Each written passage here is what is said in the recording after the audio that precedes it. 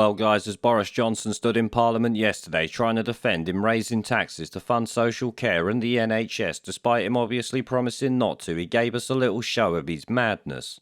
Now, I might deal with the tax rises and bullshit contained within them in another video, but for this one, Boris the prize-winning tip was pulled up by Mark Harper, who rightly questioned the claims of helping social care after mandating medical treatments on care home staff.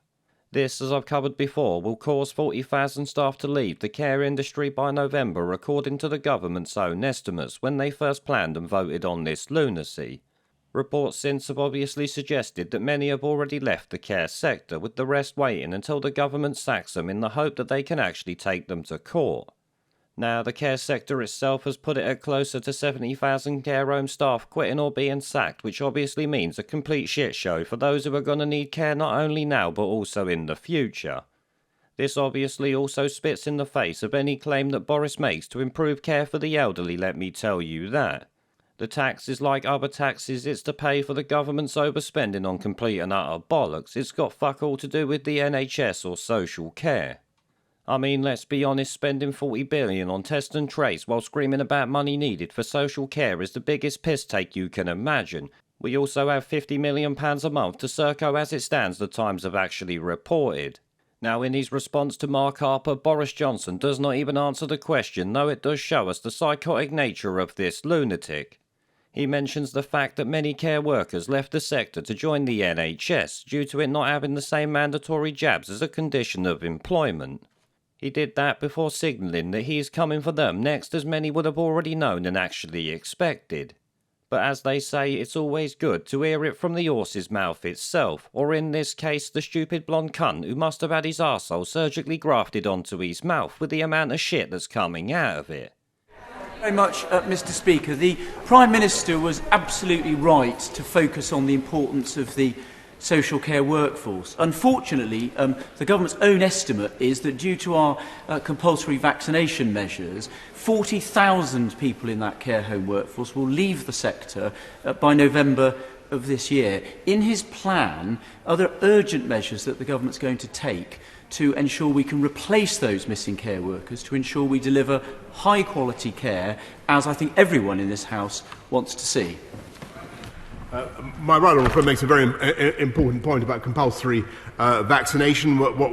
I believe it's the right thing, and we're making sure that we encourage more people to join the social care workforce in the ways that I've described today, with the £500 million investment, with the training places. But I think what we also have to understand is that many of those social care workers are leaving to join the NHS, where currently vaccination is not compulsory, and there are almost 10% of NHS frontline workers who are not vaccinated. And I think that is something on which we need to reflect, and that's why it's right that we're having a consultation on the way forward for the NHS. Well, Mr. Speaker, speaking for myself, I don't think it's right that almost 1 in 10 of NHS workers should be, frontline NHS workers, should be currently unvaccinated against COVID. Well, there it is, guys. Many have moved to the NHS, so what we'll do now is force them out of there if they still continue to reject my decrees on medical treatments. That is literally the actions of a deranged, power-mad tyrant struggling to maintain his grip on the population. I say that because not for 1 minute has he considered or cared about the consequences many tens of thousands leaving the health profession over this will actually cause. As you can see, the only thing he cares about is people doing what he has told them and nothing else. This puppet tosspot is really taking the piss here if you ask me. I mean, let's be honest here, the reason for Mark Harper actually asking the question was to find out what he plans to do about the consequences of this bullshit. As you see, he just went full on tyrant, almost gleefully talking about his plan to sack many thousands of people he demanded the sheeple of this country clap like demented seals for last year. I would say it's ironic how they are heroes to him 1 minute and then without hesitation become the problem when they don't do as he commands, but it's beyond ironic at this point. He is literally a true political fuckpig if ever you're gonna see one, let me tell you this. Lower than the dog shit you would scrape off your boot. In fact, I respect dog shit more than I do this utter clown.